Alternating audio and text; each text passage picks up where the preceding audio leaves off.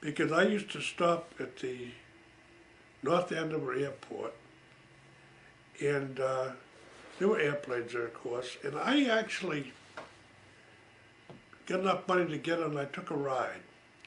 And once I finished that ride, I was in love. I was in love with flying. It's the most beautiful feeling in the world. I used to go over there, and eventually I'd go over there and take a half hour for $4. And maybe about a month later, I'd get another $4 together and go and take another half hour.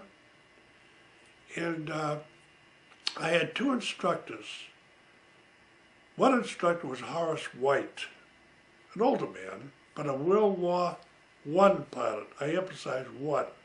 He flew some of the old airplanes in World War I. And the other flyer that was teaching me was David Wadsworth. And they used to take me up, they'd fly, and eventually I was getting close to 8 hours. At 8 hours you can solo. Well, I went over there one day, and I had gotten pretty close to 8 hours, and I was with Dave Wadsworth, and I was flying, and I was making landings and takeoffs. And I was really greasing them in kind of nice. They were, they're doing good. So Dave pulls the airplane over to the side of the runway and starts getting out, and he starts buckling the front seat belt. He says, okay now, he says, you can take it up alone.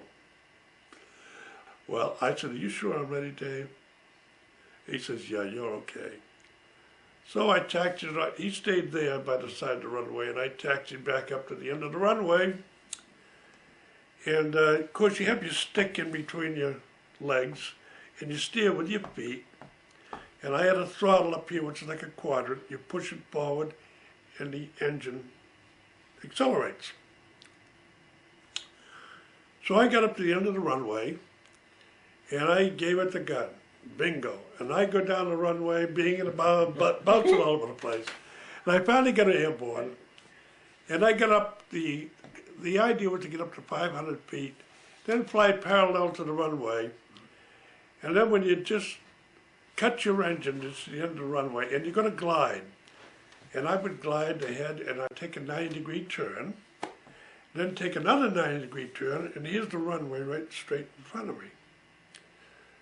So I'm headed for the runway, and everything's working fine, and I made a very, very nice landing. Well, that's all I had to do that day, but I remember I soloed that day, and that was a big thing for me. And there was an officer there from the Air Force. When I landed, he was there with his airplane, and in the case of this, he congratulated me and shook hands with me, which I thought was kind of nice. So that's the first time I did that on a solo, but the next time I went over to the airport, I just got in the airplane myself, and I was going to take off. Dave wasn't there or anybody. And I started the airplane up, you swing the prop by yourself, and you crack the throttle just a little bit, and then pretty soon the engine catches, and then you jump in the airplane, you're ready to go. Well, during all my training, I remember Horace White and Dave Wadsworth. They were always going up here and going like this, with a little crank. In fact, when he soloed me, he went up there and worked this little crank.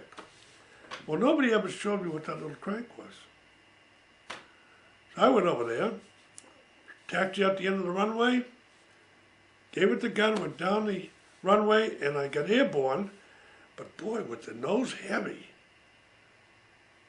And I said, gee, there's something wrong with this, and I didn't know why it was so heavy. I went around to make a landing, and I hit the ground, and I started to porpoise and bounce, and bounce, and bounce. It wasn't settling down. So I gave it the gun and went around again. I said, I'm going to try this again. So I got to the runway again, over the runway. I hit the runway, and I started to bounce again. And I bounced, and I bounced, and I bounced. practically the whole length of the runway. So I gave it the gun, went around again. I didn't know what the hell was wrong. I really didn't. But I was coming around again, I said, I'm going to land very close to the end of the runway. And I said, I'm not going to touch anything again. This can bounce till hell freezes over.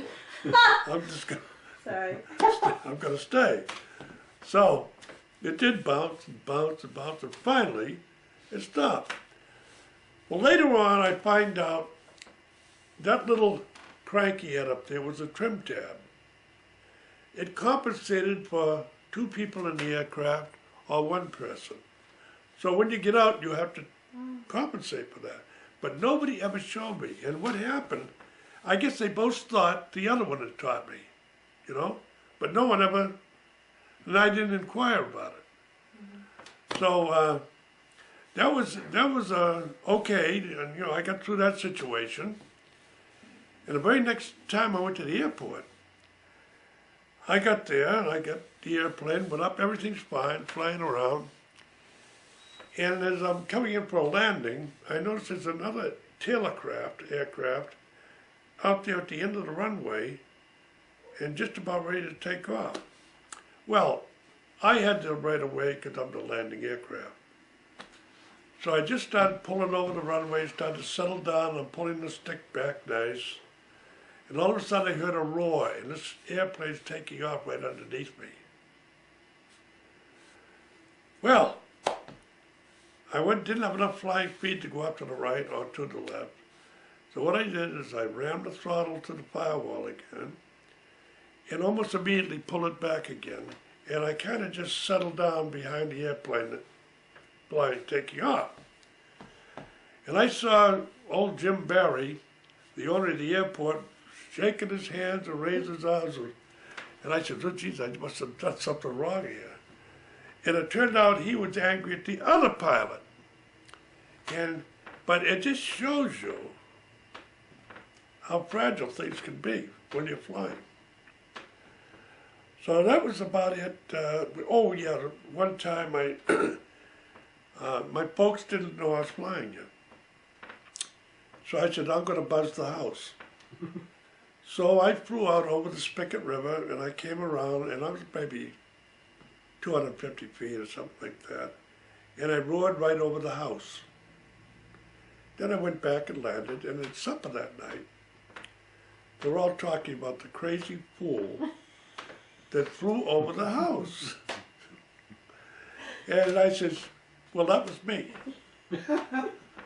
And yeah, you know, no, it didn't believe me at all. You know. I said, okay, I'll show you. And I went upstairs, got my logbook, and I brought it down at the dinner table, and there it is. And they couldn't believe it. And I surprised them, really. But, oh, my dad was all excited. He wanted me to fly him to Canada and all that. And I could barely fly around North Andover, but, you know.